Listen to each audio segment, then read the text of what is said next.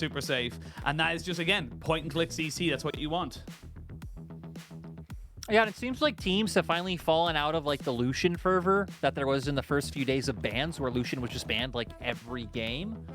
Maybe neither team will go for it here. Has looked like a little bit of a bait pick. Sante, another pick we highlighted, still open. Think it would make a lot of sense for Ala to go to now. And then you either could, yeah, I guess you don't need to follow up with Wukong now. You could get like your choice of AD carry if you so choose. Annie, another thing that's open, and like Ahri's banned, which raises the prio on that a little bit, but we'll just go with the Ophelio. So still stock and standard. Do we get Jinx plus Annie, or do you counter pick for Wayward here, TES? I'm loving how we're getting to a point now where you can just say things. They could go for Sion if they really wanted to, but then that would mean that Jinx would get banned. So Annie Jinx but gets picked up here. And I would think you would want to go for maybe the Lulu. Maybe go for the Wukong. Lulu, Wukong are my two bets here. I'm probably leaning a little bit more towards the Wukong. As you want to try and maybe because you want to keep Meiko on something that he can get hard engage on. I always like seeing our supports on hard engage supports. Never mind. You could Lulu. It's gonna be. I was gonna say there's also the WE read of the meta where it's like, hey, let's just throw a bunch of tanks everywhere around your AD carry. You know, they brought out the jungle Nautilus the other day. Also, then put Cassante in mid, and you know we're doing things like that, but. Doesn't seem like that'll be the play just yet. I guess when FoFo was a standout in your first series, getting him onto something that has some damage potential feels quite good. For the side of TES, you maybe can already start assuming some of those like more meta mid lane bans are going to come through along the lines of, again, the Lissandras, the Syndras, the things that we've been seeing consistently every game, to where EDG going to want to take away some of that hard engage in the bot lane and allow Leave and Meiko try and get some free scaling. Yeah, I mean, you know, you mentioned that FoFo had an exceptional game in his first series, but still waiting to see what he wants to kind of go for. I do like having Rookie onto the Annie. It does feel like, especially when we saw how Scout was able to work it, having that kind of, you know, flash engage to set up the team, get yourself right on top of this. Aphelios can be the key to winning these games out. And now we're starting to see the pretty standard setup right now. You're going to ban supports here on the side of EDG, and you're going to ban junglers on the side of TES. That's just how these things go. Yeah, you're right. I mean, I overlooked it with the fact that typically these get picked up in first rotation, but Wukong going to be off the table. You know, you'd assume, maybe wonder, hey, is something like a Viego going to go out next? Because then that really moves you into the next tier of junglers where we've seen a little bit of everything, right? We've had like a game of Lee Sin, a game of Rengar, a game of Trundle. Once you get past Graves. Once you get past Vi, Wukong, Maokai, and Viego, you really are going to player comfort and then what fits in with the composition against what the enemy has brought out. We'll see what they want to try to go for. I like the Blitzcrank ban coming in here. Could still have a Rakan coming out here for Mark, something he has shown in the past. But no, going for the Jack. So they believe that this is going to be a Cassante into that mid lane here for FoFo. Would mean they need to be able to bring out a lot of damage from that top side. I mean, we do still have a lot of like AP or damage heavy top laners still up. And we know it's Ala, who, you know, even though has picked up being able to play tanks and bruisers over the years, definitely did start out more with those carries. And it looks like they're going to bring out the Sejuani. We've already seen one game of it so far in the LPL, and it did work out quite well the other day. And they're going to save the potential counter pick mid / like flex of Cassante for that last pick. Yeah, I'm waiting for Lilia to come back into the meta. Seeing a lot, kind of, you can build her tanky now, you build demonic and kind of get yourself an abyssal, maybe even a Jack show if you really wanted to, but it's not to be. I will continue having my dreams as we wait to see where these last few picks were going to be. And look, Top Esports going to be very happy to go front to back with this. They're going to be very happy with the engage they've built up for themselves, the Annie, the Vi, even the Sion there to kind of be a bit of a meat shield.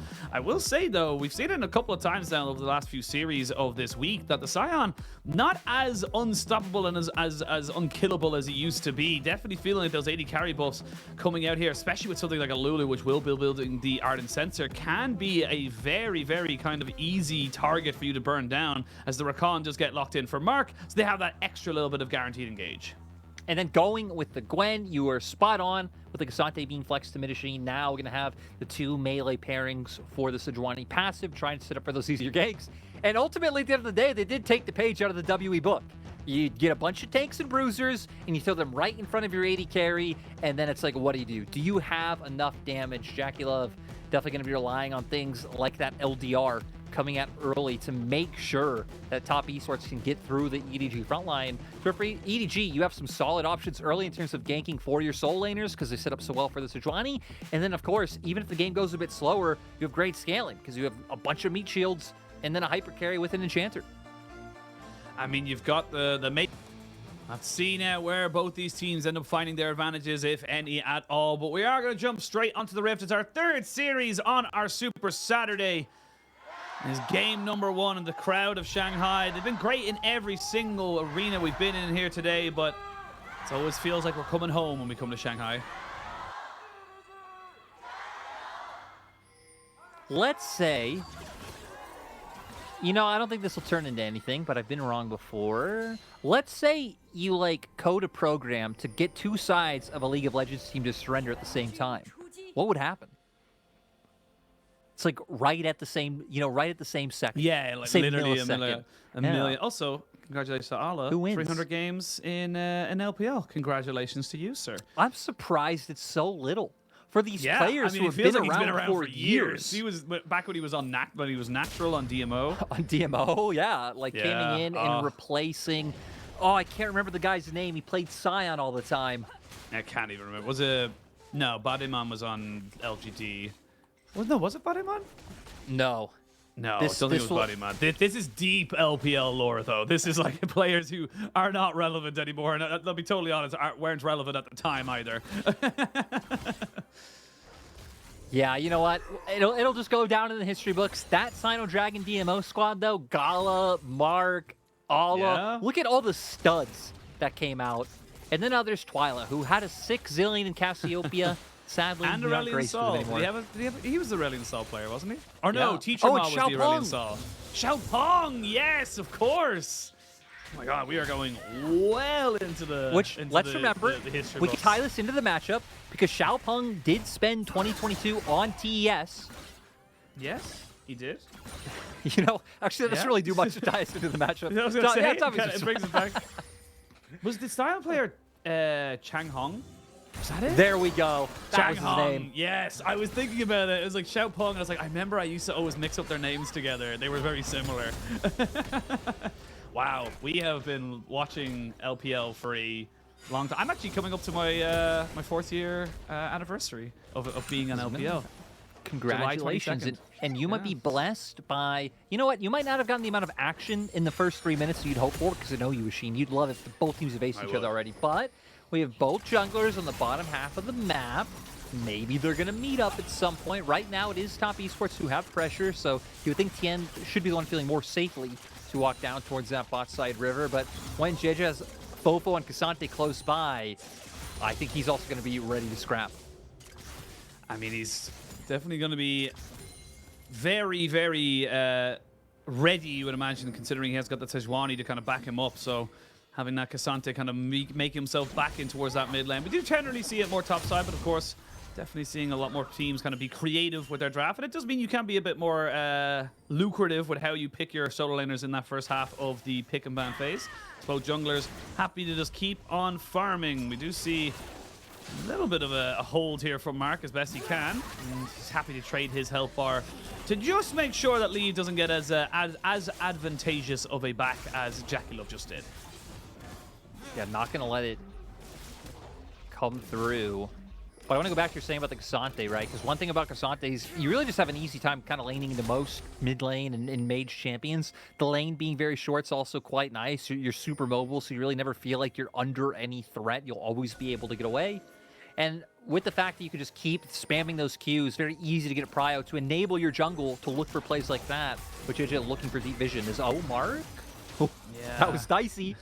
Little dicey. Still had his flash available should he needed it. Rookie now getting knocked back, bumped up by the Giant Poro. Nice little W, though, to make sure that he gets double CC down and keeps himself safe, but does lose a summoner. And look at Rookie's point of view. He thought he was safe. He has wards on both sides of river and both brushes, so not expecting Jiejie to be able to come for a gank, but Jiejie having the prio to invade the enemy jungle comes from that path that Rookie doesn't expect. A nice play to be able to get that summoner spell. Damage there onto FoFo from Rookie on this Annie, and with the first strike getting a little bit of gold as well, so we'd love to see it. Meiko now making his way up, and I will say Meiko hasn't been able to reset just yet, so definitely feeling the pressure of having to kind of go a little bit further away from the lane, considering that he kept getting his recall stopped every single time as we get the coal being stacked up here by Leave, or stacked down, and he picks himself some Berserker Greaves. Again, that's why we went into a little bit of story time right at the start of the game, because for 5 minutes, not really a lot else happening, to be perfectly honest. Yeah, there's definitely been bloodier days in the LPL, but you know what? We still have great team fights to expect, and who doesn't love seeing people like JackeyLove and Leave duke it out on these big carries? And again, EDG have to show something different from their first series, where, like I said, FoFo was sitting at like a 30% damage share, now going to be on a facilitator, now going to put everything into the Leave basket. It's going to make them have to show new dimensions. I like that you kind of bring that up as well. We kind of talk about this as it's an interesting thing to bring up every now and again. Oh, I'll stop myself now as we can see Leave in a little bit of trouble. He flashes. Immediate. That was an immediate cleanse. He got hit by that, I believe. Immediate cleanse, frame perfect into a flash to get him away. Really well done there by Leave to make sure he doesn't go down. But Summoner's burning the bot side. Now FoFo goes all out into the mid lane. Rookie should be fine just to walk out of this as he rushed the Ionian boots. Still, this is going to mean FoFo keeps up pressure so he can start to make his way down, and this might be a fight that EDG want to take. Tibbers still there for Rookie. Still, health bar not great on Rookie for the moment, and well, that's all happening. Leave just having a free time on bot side, so gets a free plate for himself and walks away pretty much scot-free. There is not a flash on Tian, but if he can get a little bit of CC, and no, hits the minion, not able to quite land it onto Meiko. And the EDG bot lane will get out with their prize.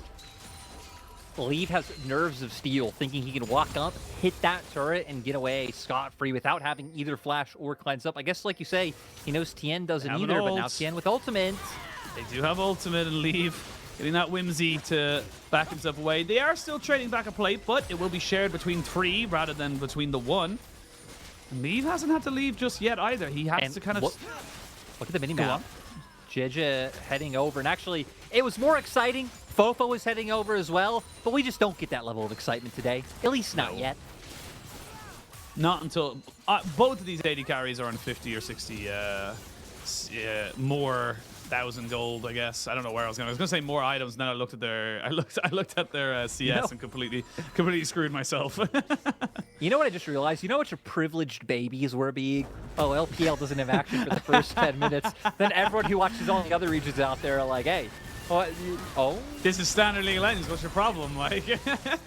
I mean, it's a real... oh, Jiejie trying to steal away some camps here as they're going to have a smite fight. Will win that smite fight at the end of it all. They do have the Moonlight Vigil should they want it. Drop down the traps, but not going to be armed in time. Mark will flash away, but still will go down. That is the combination of the green and white, and that is why you do not want to fight if you're top esports. So nice little kill there, and Jiejie coming down means that JackeyLove has to back away. He can't soak up this wave. And sadly, top esports are the ones trying to be the aggressors, right? So close to those traps being able to connect, and maybe JackeyLove can layer more damage and you can try and find something yourself. But Leave with the huge burst, and like you're saying, green and white, you not only have the damage to be there to follow up from the chakrams, but also having the range to play with. Tian has ulti, but I wonder if they're actually going to try and chase this one down. It would be difficult. No one really following up to help him. Just kind of maybe getting a bit of pressure onto the Sejuani so that he can perhaps go for a movement onto the dragon. But no one really making moves towards either objective for the moment. I think everyone's quite happy just to kind of farm it up for at least the time being, while Leave continues to kind of poke up this this Cull. And yeah, this just straight up Mark not respecting the damage. Yeah, comes out. Again, Trap's not able to connect. Nice damage from Meiko to start things off, too. And then, that must have been, like, right on the edge of the range for that to be able to connect. Also gives the shot over for the Calibrum to be able to follow through. And Leave doing a nice job to make that one possible. As now we come out, Tian starting up this Herald. Sejuani's on the opposite side of the map, so it looks like EDG might just end up trading in the end. So I'll, kind of faking some pressure, but not going to be able to do anything. Yeah, just saying, look, you can't get this for free. You are going to have to commit resources to make sure you get it. But this is just leaving, you know, the EDG AD carry all on his lonesome on this bot side to get more farm. He's now 20 CS up and over 1,000 gold up. Yeah, 1K gold up, huge. When we talked about it, right? This meta of AD carry is all about how your AD carry does. EDG's comp is built on AD carry. And now not only having the items, but going to have some of these like scaling mechanisms to fall back on if EDG can start turning this first Drake into more. The question's going to be with top esports and Tian, where they end up dropping the Herald. You know, usually when you do trade up towards top side for Herald, you're going to let your bot laner push out a wave. They then reset and move back down to bot. Looks like that's what they're going to do. So I wouldn't be surprised if they still just end up trying to give it over to Jinx, especially with the fact that that bot lane turret, 2 plates are already down on it. Yeah, I mean, just makes sense, especially considering that Leave is going to have another injection of about 350 gold ahead of JackeyLove, so he's going to be about 1,500 when all's said and done. You can see that they're already thinking along the same lines as yourself there now. Lyric, they're moving back JackeyLove and Mark towards that bot side to make sure they can get this one going for themselves. TP here from Wayward has got the new Unleashed TP that comes available at 10 minutes, so definitely making the most out of that. Unfortunately, Decimating Smash will not hit onto that lone minion, and we'll see now what Ala should be able to just skip and snip his way out of this one here. But do they want to try and go for a full fight? Really early needlework there from Ala. Doesn't really lead to anything. Yeah, kind of scared. Mark as well throwing out the Q. If they wanted to go for the pick, I'm surprised they didn't just commit the full-on like knock up into the Tibbers. I guess assuming that there'd be more people coming behind him, as Mark might be caught out now. Yeah, you can see Mark wanted to realize he couldn't really go for a long rotation out of this. JackeyLove will get 2 plates from this, not the third one, despite the Herald getting this tower so low. Or maybe he will anyway, because they haven't actually dealt with the minions just yet. They still haven't, so that tower's gonna fall. I don't know if they get the local gold. I don't know if there was enough time had passed, but let's see if they want to go for something here. This could be a full 3v3 on bot side.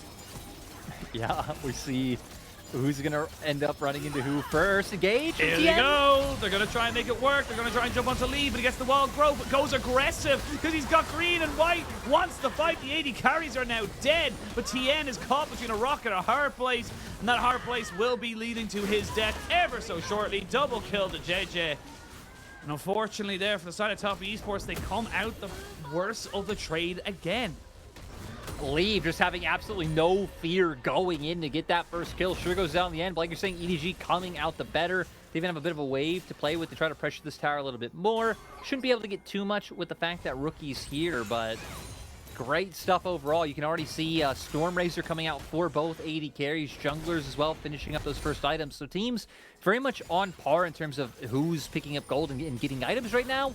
We'll see the replay. It's top esports ones who end up pulling the trigger first with how out of it Leave looks. And even when they see them, they're like, hey, we can all collapse before they can really react. But again, looks like Cleanse initially comes through, but another CC stops him. But then going in with the chakras, trying to get more out, get more damage done. And then the wild growth from Meiko being huge. Tian sadly then left in no man's land. And just nothing else able to follow up, right? Rookie on the Annie, very cooldown reliant, so you wouldn't be able to contribute that much more, even though I'm sure maybe you would have got another like Q and W thrown into the fold. Wouldn't have been enough to follow up on a kill. This is EDG just having a much better time of it, really. They're really calling out top esports and how top esports have been trying to play the map. They've been ready for them in bot side. They've been ready for them to kind of go for that cross map. They've been ready at all stages of the game so far. I know we're only 14 minutes in, but definitely feels like a significant time here for the side of EDG to just kind of show that they're here to really keep this, you know, kind of streak going. We talked about how dominant their first series was, and they want to keep that momentum. Yeah, wanting to keep it going. I will say for the side of TES, just like their first series, not falling too far behind. It is still very back and forth, and now trying to get control over the spot side river for the fact that Dragon coming up in a minute's time. Also, interestingly, Rookie going towards that Leandries, I think reading that, hey, so many frontliners on the enemy team trying to get some of that max HP burn coming in is what they're going to need. Usually it is like Rocket Belt or Ludens coming on through for the end. Yeah, I usually want that burst, but recognizing, as you mentioned, the very beefy boys ahead of them, that definitely going to be very difficult to burn through. Haven't really looked at the top laners at all, unless they've been interacting with the bot laners, as they've just been farming. Sion's never going to kill the Gwen. Gwen's never going to kill the Sion. That's just how it is. And we're now coming up to 30 seconds, or a little bit less than that, before this dragon spawns. You got the Black Cleaver finished up as well for Tian. So he looks to try and maybe be a bit more aggressive. And you can see how much resources the top esports are throwing into this dragon side river. They really, really, really want to make sure that they do not lose this dragon at all. Also gives them a lot of avenues to play with. EDG did try to walk in, and we talked about they need different areas to bring Rookie off onto to just get that Tibbers and stun onto Leave to take him down. They're just going to start it up outright, and EDG not even going to contest. Just going to be content clearing out these waves and having Ala continue to pressure topside. And Ala was proxy farming right now, so a full wave will be going to the wave side unless Wayward can say anything else about it, but it's going to take the tower anyway, so you use your ultimate to get onto the wave, but that's already a Riftmaker for Ala, so he's pretty big already. He's gonna just melt things if you leave him alone on a turret for too long. And I know we like sold this as like Leave and a bunch of meat shields, but we always need to remember that Gwen does absolute insane amounts of damage, which is nice, which is fun to see in these team fights, but it means top Easter's gonna have multiple kind of big burly threats with a lot of consistent damage to worry about. Oh, Meiko gets the blue. Nice there for the Lulu. Going to be using everything off cooldown, you'd imagine. And maybe they want to go for a bit of a fight. This is a super late teleport. And it's not going to lead to anything. Rookie looking for something that wasn't there. Unless Tian wants to go for something now. They're going to use the ultimate to try and get on top of Leave. And they're going to try and make the teleport work. Leave will have Wild Growth cleanse, but does not have flash and will go down. Now the Jinx is excited, but can top esports get out with their lives? That is the question. Is here comes the Gwen. One kill. Meiko going to be given over to Annie as Rookie picks up two. So it's 2-for-1 now in favor of top esports as they look for a little bit more. Why are you there, JackeyLove? You didn't have full vision. You didn't know where anyone was. Had to flash over the wall, but we followed immediately by Ala, who is shredding through this team fight. Now the Cassante can go all out. Mark's going to get hit by a turret. That's a double kill. That's a triple kill. And EDG just finding everyone. Finally, we can see the Sejuani going down, but the Scion's way too far away from this fight. That was even without the AD carry that they've been trying to get all the resources into. But like you said, we'll see it in the replay. Top Esports kind of ending up in the middle of a minefield, nowhere to turn. And now EDG going to keep pressuring the map. Leave even going to get back down towards the spot lane, potentially take this turret. And got Tian coming in now. We'll have his ultimate very, very soon. Gets caught out there. Leave had a feeling. Hang on now. There's no Tian on the map just yet. Will back himself away. We'll see in the replay here. Because again, like you said, they threw everything onto Leave, and they still come out the worse aware. And I loved it. I love that they're so decisive with pulling the trigger here. Leave is deleted. But then it's like the awkward position they ended up in with so many members being out, right? Like Rookie and Wayward going up towards top side to take down Meiko, to where you have Ola being this huge menace, him throwing down the shroud so JackeyLove can't auto-attack, and Jiejie with the big brain of waiting in the brush. They don't expect it. And now look, you're surrounded on all sides. Rookie was kind of removed from the fight because of the shenaniganry, and it just leads to this Gwen being huge and taking over. JackeyLove never really got a chance to auto-attack because of him throwing out that shroud in the first phase of the fight. Yeah, I mean, the get excited, the first one he got from getting the kill onto Leave with the Super Mega Death Rocket kind of got him into position, but by the time he got there, the extra movement speed, the extra attack speed just kind of went away because he had already used all the cooldown off it. So very unfortunate there for JackeyLove as he looked to try and really have an impact on this. And now we're at a 3,000 gold lead. One dragon apiece. Second dragon going to be spawning in a minute 45 seconds, but that is a 4-0 Ala. He went from 0-0-0 to now having a Gnasher's Tooth alongside that Riftmaker. JackeyLove doesn't really have the greatest amount of heal. If he gets caught, he's dead. And you have so many things to worry about, right? It's like, okay, breaking down the frontline tanks that you're going to have to deal with. You can already see the last whisper coming out for JackeyLove. Leave just potentially out-damage dealing you from the fact that he has been, you know, getting a ton of gold in this bottom side from these plates by himself.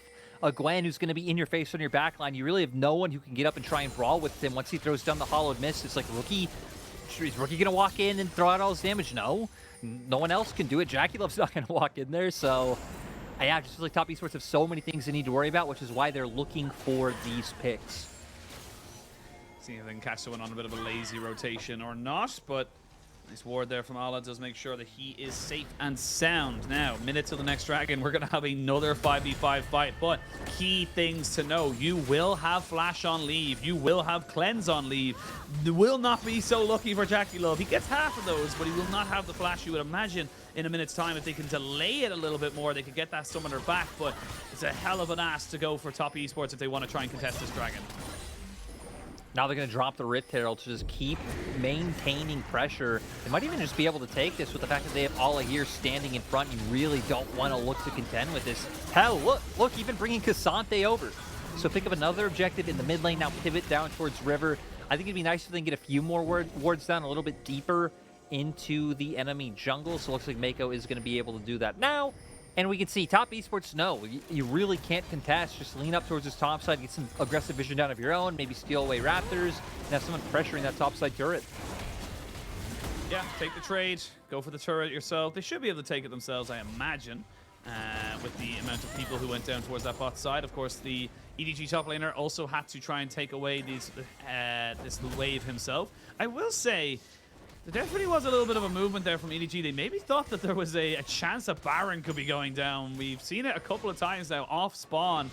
Baron gets taken very, very quickly, especially with 2 items on your AD carry with the Stormrazor and the Lord Dominic's Regards. So definitely not out of the realm of possibility, and they were very aware of that, which is good to see from EDG. They weren't willing to just kind of go into the regular motions. They were checking everything, dotting their I's and crossing their T's, if you will. Yeah, wanting to be safe, not wanting to potentially throw this game. Also weird to see a game where 2 items in and still no mythic coming out from JackeyLove. And again, I understand the logic, right? Going towards that LDR when EDG have drafted the composition that they've done. And kind of relegating himself, knowing his role so far. Kind of looking across the board, finally some key items coming out for more top esports members. Rookie just getting that Zhonya's. He's going to be able to survive, get another rotation of spells in after he has potentially started off a fight and gotten on top of lead. Radiant Virtue finished up for both junglers now. Jiejie and Tian going to be a little bit more tanky as they go to take these fights with their ultimates, but see if they can lock out. Zhonya's finished up as well for a Rookie. Very important to recognize that. It means he can be a bit more aggressive, and all summoners will be available. Everyone's got a full palette to work off of. You see Mark trying to be aggressive here. Has got the Shrelia's Revelry. Maybe get a bit more aggressive, and all of a sudden we've gone from everyone being very happy in their side lanes to a very clear, definitive line of Annie gets to do her thing, Gwen gets to do hers, and both are going to be looking for a flank on these 4v4s. I do feel like Ala having more pressure down on that side of the map, which makes sense on top of him being a Gwen, you know, the big 4-0 scoreline, but really not going to be able to answer him. And I wonder if EDG now are just going to play the waiting game for next Drakes. EDG have never really been one of our team to, let's say, more aggressively push into the enemy jungle, try and get deep revision, like, you know, find the picks or aggressively start a Baron and try to pull them out. I've always been a little bit more willing to play for, like, the more assured victories. There we go. Yeah. They're doing exactly what I just said they don't do. I love it. Yeah. I mean, you have a 2.5 item of Helios. This is why you got to be careful of this. The TP is going to be brought out from the Scion, half HP onto the Baron. Top esports not willing to let this one go without a fight, but it shall go. Now the fight can really happen. The all-out comes in on top of Arc. That's a great Glacial Prison to stop Wayward from really having an opportunity to go into this, but JackeyLove now gets down onto FoFo. That's 1-0 in favor of top esports. Can they get anything more? The Moonlight Vigil is doing a hell of a lot, and Mark goes down. It's a 1-for-1, and now top esports, they find themselves on the wrong side of this map without health bars. Wayward needs to be the meat wall, but I talked about it earlier. This side doesn't have a problem, but they flash in. Rookie finds Meiko. They need to get this Jinx excited. Look how low these health bars are. Ala wants more, but he hasn't got the ghost, so he cannot chase. It's a 2-for-2, but EDG get themselves the Baron. EDG coming out strong, realizing they can keep taking this fight after members go down. A bit ambitious by Rookie to go for Meiko, but at least find another one at the end of the day. And now, such a great position for EDG, can start using these baroned up minions to play out their 2 lanes, right? The fact that Ala stays alive and he has one of them, he's going to be such a nuisance in the side lanes. Caster cursing us into a fight is the best thing I've done over the night. As for top esports, makes sense. You have to try and go for this. They get the immediate burst out of FoFo. But then you see Leave dealing so much damage. Once again, green and white, the range he has to play with. Moonlight Vigil just gets in range and able to follow up with the damage onto Mark. And then sadly for top esports, you're in the enemy jungle. You're completely surrounded. Jiejie coming from one side, Ala coming from the other. They're just easily able to run down the targets. And it seems like Rookie, knowing they're in a desperate situation, all right, flash over, get some damage onto Meiko, at least get one, and buy time and space for the other members of TES to get out of there. I mean, yeah, like I actually really like his target selection in that last one. A lot of people will be kind of saying, why didn't he flash and ult the Aphelios? Why didn't he go? Like, you saw it immediately. Leave Gale Force, or cleanse Gale Force, even though there was no CC on him. So there was no real way you're going to be able to burst him out before he was able to get away from that CC chain. So really like the target selection there to try and take out Meiko before anything else can really happen. But now we come right back into it. We now have a Ardent Sensor alongside the Strelly's Revelry here for Meiko. And without a flash, ooh, Wayward, very nicely done there. I was going to say, if without a flash, he was going to be getting caught out, but walks himself away. And they still have Baron buff, so 45 seconds. It's going to be an easy turret to take. And Top Esports, they're running out of options right now. 5,000 gold down, could be more. Yeah, and they're just going to be able to keep barreling through with how many items, Ala now being at 3, Leave, even having a stopwatch in inventory now, on top of almost being done with his own Lord Dominic's regard. Just, yeah, so much damage to be playing with. FoFo having his gargoyles as well, so he's going to buy a lot of time. For Top Esports, I mean, right, you're kind of hoping for an enemy misstep, but at the same time, all you can really do is try and find some kind of flank, get a vision line down, and I think look to fight at a later day when, you know, your Jinx has more items, when you potentially, they're starting a Baron that you don't want to lose. But it's Top Esports, Machine. Looks like they want to fight right now. Yeah, well, this is the sole point now for EDG. One dragon away from getting that soul. Rookie is on the flank of Ages. There's no ward on him. They did not see him, but do EDG want to go for the fight themselves? Defending that mid lane turret very adamantly, and it's red and white, and we all know how that goes. And the minus turns straight into green, so still I love how very Leave scary. is like, he's like permanently had these two guns up. Every time we turn back to him, he has them locked and loaded, getting off that long-range DPS. And sadly, for Top Esports, never mind. They apparently still have a flank in mind. Mark! Looking for it. They have spotted him out now. Here we go. The quickness used. They're going to flash away. Try going in with Wayward as well. The Scion trying to be a front line, but they immediately get this cleanse out of JackeyLove with a great glacial prison. It's a bit of a mess, but now the needlework can do work. Wayward taking so much of this health right back on top of them. Now everyone backs away. How Leave survives, I will never know. Even has a bit of honey fruit there to get himself nice up and healthy. But it's Top Esports who use everything. They still get themselves the advantage. Should be able to get this turret. Yeah, so close to taking down Leave there with the quickness into the Flame Chompers. So really having nothing he's able to do. Top Esports going to take a turret off this. So at least they don't really stem the bleeding, but it's like they found a piece of a bandage and covered like one little speck. But I don't know if that's the healthiest thing to do or like cleanest. So you probably shouldn't do that if you're listening. But that's what Top Esports just did. And look, JackeyLove gets a Gale Force out of it. We take those. Yeah, gets the Gale Force to get the stopwatch out of Leave. So small little moments there that kind of lead to bigger and better things throughout this game. And Top Esports not done with this game just yet. They are still 6,000 gold down, but that is a level 17 Gwen. They are 2 levels ahead of anybody else in the game. That will be so terrifying to go into a side lane with. You can see Rookie kind of walk forward and then went, actually, you know what? Never mind. I'm going to wait until you push this wave. There's actually no one killing the Gwen on TES. If, like, if fights go normally and, you know, like, everyone is around, if, like, sure, if he jumps in by himself and no one's there, he's going to go down. But, like, you'd have to put... You would be dumping so much into killing Ala, and then your whole team around you would just end up dying. At least 3 items on both AD carries now, so I feel like you're at a pretty solid point where JackeyLove is dishing out some good damage. Problem is, again, there's just so many meat shields on the side of EDG that you have to cut through. Nala's very happy to go down here. He's got no one who can test him. He has the teleporter ready, so if they need him in 20 seconds time when this Baron spawns, they can get him. And there's not really a lot of good vision here for the side of Top Esports. They're actually going to try and fully commit onto this back side.